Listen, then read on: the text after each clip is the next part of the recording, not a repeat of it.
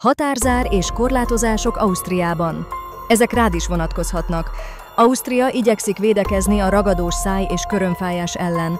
Ennek érdekében lezárta 24 határátkelőjét, és megtiltotta bizonyos dolgok behozatalát. Térképen mutatjuk meg, melyik határátkelőket zárták le. A korlátozás egyelőre május 20-áig tart.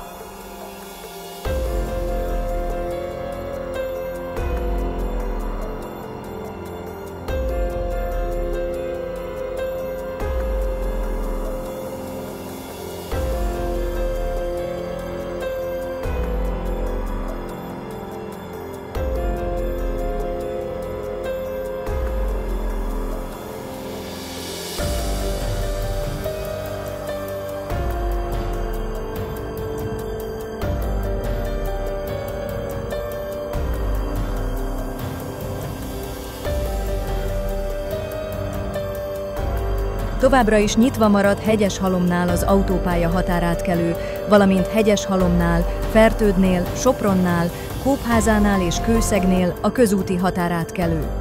A nyitott határokon a járműveknek fertőtlenítő szőnyegeken kell áthajtaniuk. A hadsereget is kivezényelték a határra, hogy segítse az ellenőrzést.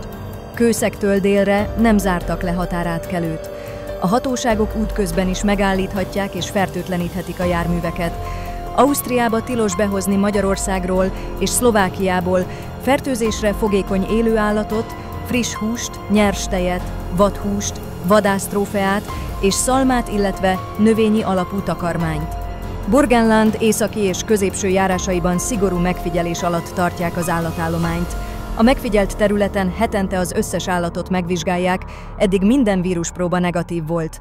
Érdekelnek Ausztria hírei? Kövesd a Lajtántúlt!